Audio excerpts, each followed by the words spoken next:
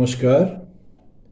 যুগাবতার শ্রী শ্রী রামকৃষ্ণ, করুণাময়ী মা শারদা এবং যুগাচার্য স্বামী বিবেকানন্দের রাতুল চরণে আমার ভক্তিপূর্ণ প্রণাম জানিয়ে শুরু করছি ভক্তের দরবার ইউটিউব চ্যানেলের প্রতিদিন কথামৃত। তব কথামৃতং তপ্ত জীবনম কবিভিরীরিতং কলমশাপহম শ্রবণমঙ্গলম শ্রীমদাততং ভুবি গৃণন্তি ये ভুরিদা জনাঃ।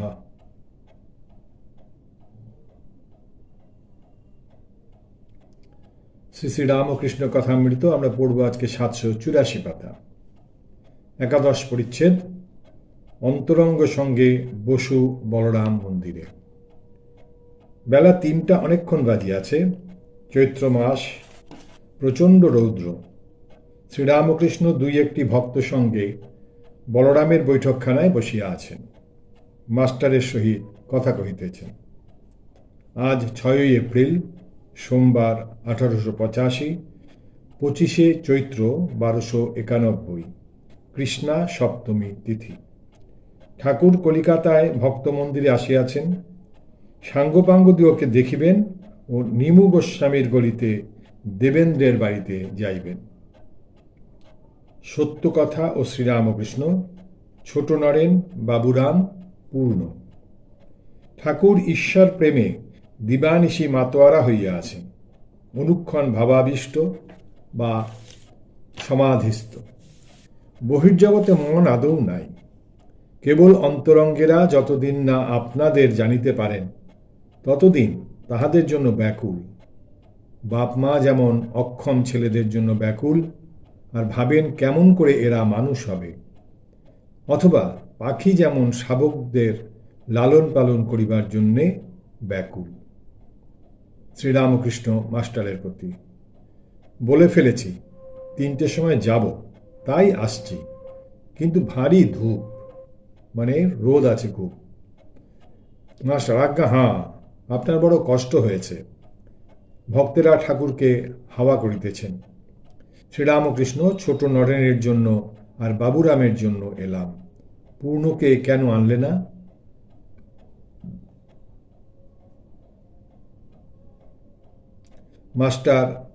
মাস্টার সভায় আসতে চায় না, তার ভয় হয় আপনি 5 জনের সাক্ষাতে সুখ্যাতি করেন, পাছে বাড়িতে জানতে পারে।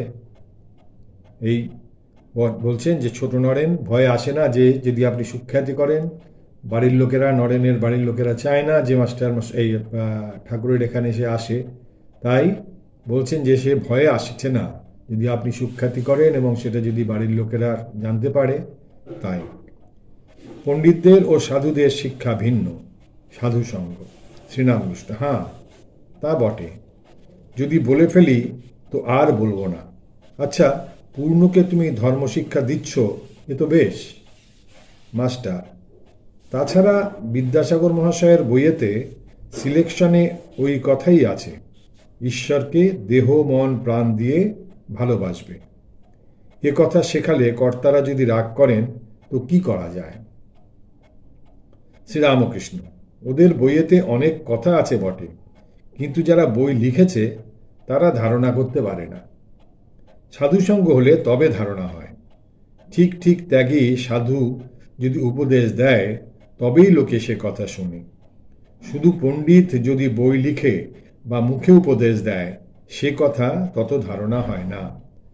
যার কাছে গুড়ের নাগড়ি আছে সে যদি রোগীকে বলে গুড় খেও না, রোগী তার কথা তত শুনে না।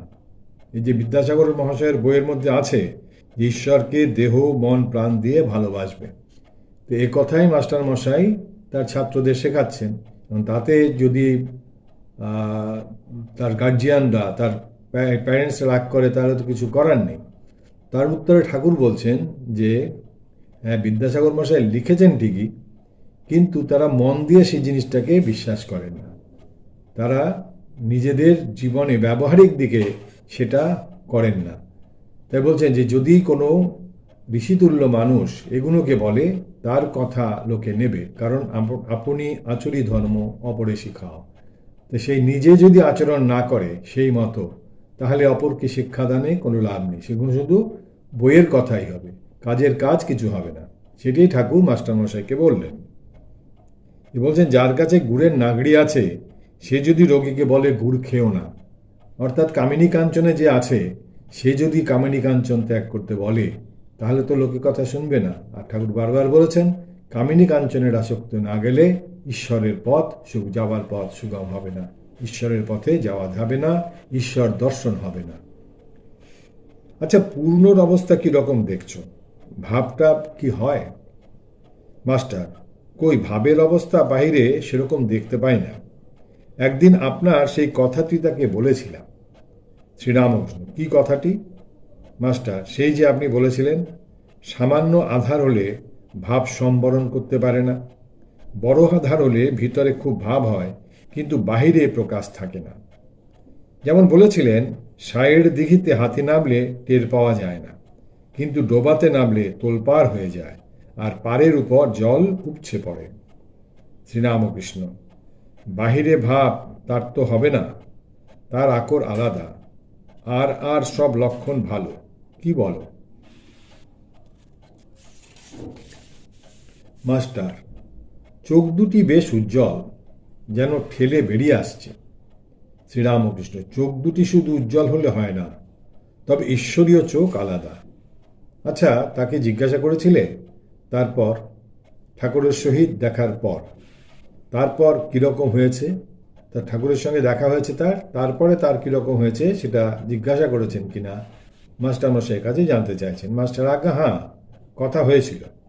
সে 4-5 দিন ধরে বলছে ঈশ্বর চিন্তা করতে গেলে আর তার নাম করতে গেলে চোখ দিয়ে জল, রোমাঞ্চ এইসব হয়। শ্রীরামকৃষ্ণ, তবে আর কি? ঠাকুর ও মাস্টার চুপ করিয়া আছেন। কিয়ৎক্ষণ পরে মাস্টার কথা বলিতেছেন, সে দাঁড়িয়ে আছে। শ্রীরামকৃষ্ণ, কে? মাস্টার, পূর্ণ। তার বাড়ির দরজার কাছে বোধহয় দাঁড়িয়ে আছে।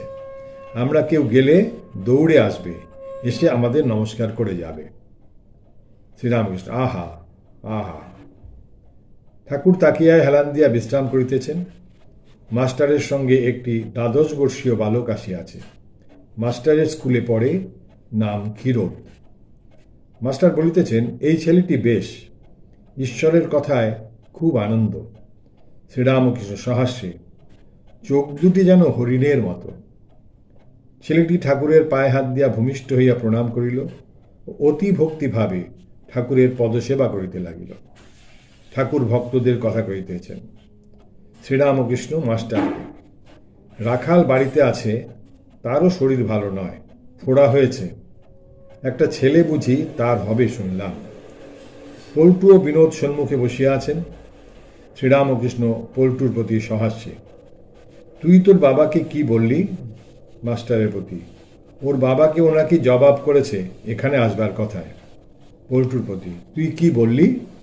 পল্টু, বললুম, হ্যাঁ, আমি তার কাছে যাই, এ কি অন্যায়? ঠাকুর ও মাস্টারের হাস্য, যদি দরকার হয় আরও বেশি বলবো। শ্রীরামকৃষ্ণ সহাস্যে মাস্টারের প্রতি, না না, কি গো, অত দূর? মাস্টার, আজ্ঞা না, অত দূর ভালো নয়। ঠাকুরের হাস্য। শ্রীরামকৃষ্ণ বিনোদের প্রতি, তুই কেমন আছিস? সেখানে গেলি না? বিনোদ, আজ্ঞা যাচ্ছিলাম, আবার ভয়ে গেলাম না, একটু অসুখ করেছে, শরীর ভালো নয়। শ্রীরামকৃষ্ণ, চ না সেইখানে, বেশ হাওয়া, সেরে যাবি। ছোট নরেন আসিয়াছেন। ঠাকুর মুখ ধুইতে যাইতেছেন। ছোট নরেন গামছা লইয়া ঠাকুরকে জল দিতে গেলেন। মাস্টারও সঙ্গে সঙ্গে আছেন। ছোট নরেন মাস্টারের বারান্দার উত্তর করে ঠাকুরের পা ধুইয়া দিতেছেন। কাছে মাস্টার দাঁড়াইয়া আছেন। শ্রীরামকৃষ্ণ, ভারী ধূপ। মাস্টার, আজ্ঞা হাঁ। শ্রীরামকৃষ্ণ, তুমি কেমন করে ওইটুকুর ভেতর থাকো? উপরের ঘরে গরম হয় না? মাস্টার, আজ্ঞা হাঁ, খুব গরম হয়। শ্রীরামকৃষ্ণ, তাতে পরিবারের মাথার অসুখ, ঠান্ডায় রাখবে। মাস্টার, আজ্ঞা হাঁ, বলে দিয়েছি নিচের ঘরে শুতে। ঠাকুর বৈঠকখানা ঘরে আবার আসিয়া বসিয়াছেন ও মাস্টারকে বলিতেছেন, তুমি এ রবিবারে যাও নাই কেন? মাস্টার, আজ্ঞা বাড়িতে তো আর কেউ নেই, তাতে আবার পরিবারের মাথার, তাতে আবার বেড়াম, কেউ দেখবার নাই। ঠাকুর গাড়ি করিয়া নিমু গোস্বামীর গলিতে দেবেন্দ্রের বাড়ি যাইতেছে, সঙ্গে ছোট নরেন, মাস্টার, আরও দুই একটি ভক্ত। পূর্ণর কথা কহিতেছেন, পূর্ণর জন্য ব্যাকুল হইয়া আছেন। শ্রীরামকৃষ্ণ মাস্টারের প্রতি খুব আধার, তা না হলে ওর জন্য জব করিয়ে নিলে, ও তো এসব কথা জানে না। মাস্টার ও ভক্তেরা অবাক হইয়া শুনিতেছেন যে ঠাকুর পূর্ণর জন্য বীজমন্ত্র জপ করিয়াছেন। শ্রীরামকৃষ্ণ, আজ তাকে আনলেই হতো, আনলে না কেন? ছোট নরেনের হাসি দেখিয়া ঠাকুর ও ভক্তেরা সকলে হাসিতেছেন। ঠাকুর আনন্দে তাহাকে দেখাইয়া মাস্টারকে বলিতেছেন, দেখো দেখো, ন্যাকা ন্যাকা হাসে, যেন কিছু জানে না, কিন্তু মনের ভিতর কিছুই নাই, তিনটেই মনে নাই, জমি, জরু, রুপেয়া। কামিনী কাঞ্চন মন থেকে একেবারে না গেলে ভগবান লাভ হয় না। ঠাকুর দেবেন্দ্রের বাড়িতে যাইতেছেন। দক্ষিণেশ্বরে দেবেন্দ্রকে একদিন বলিতেছিলেন, একদিন মনে করেছি তোমার বাড়িতে যাব।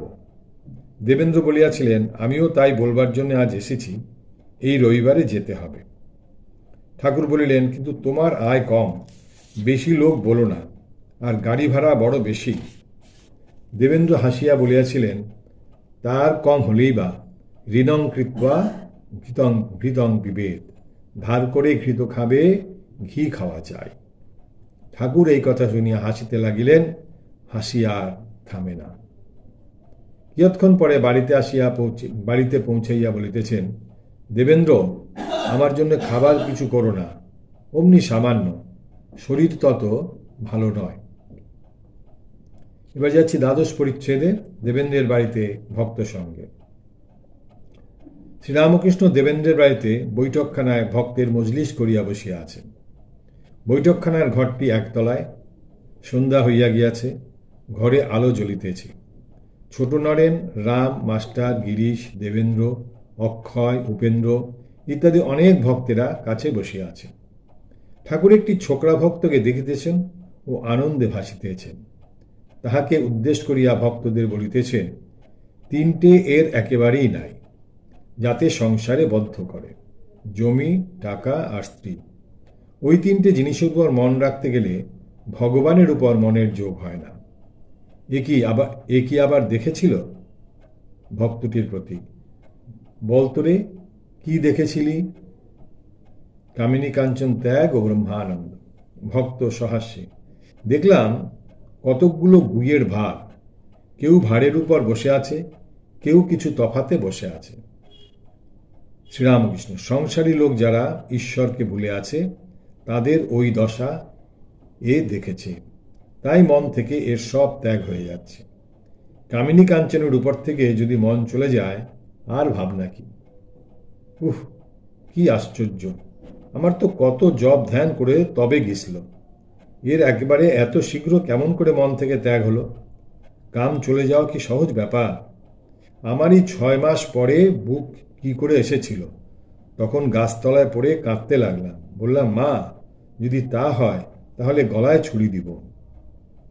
ভক্তদের প্রতি, কামিনী কাঞ্চন যদি মন থেকে গেল, তবে আর বাকি কি রইল? তখন কেবল ব্রহ্মানন্দ। শশী তখন সবে ঠাকুরের কাছে যাওয়া আসা করিতেছেন। তিনি তখন বিদ্যাসাগরের কলেজে বিএ প্রথম বৎসর পড়েন। ঠাকুর এইবার তাহার কথা কহিতেছেন।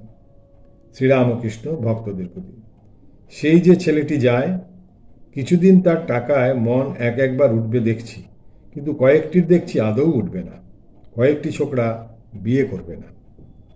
ভক্তেরা নিঃশব্দে শুনিতেছেন। অবতারকে কে চিনতে পারে?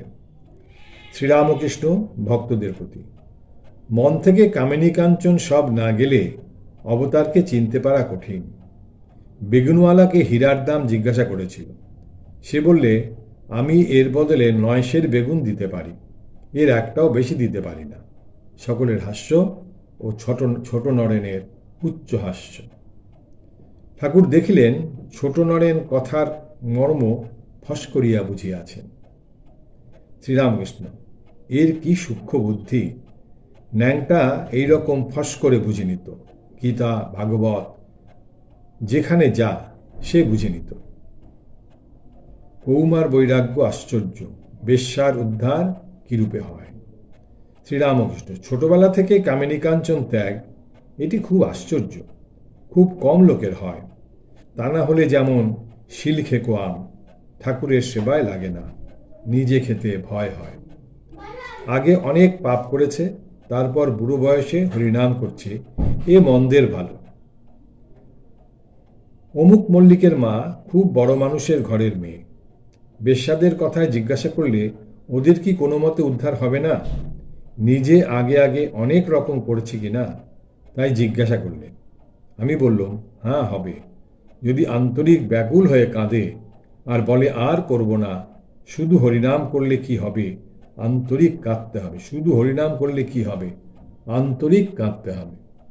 যে তারাও হবে যারা কুপথে রয়েছে, ঠাকুর বলছেন তারা যদি আন্তরিকভাবে এইসব ছাড়ার পরে আন্তরিকভাবে ঈশ্বরের সাধনা করে তাহলে তাদেরও হবে।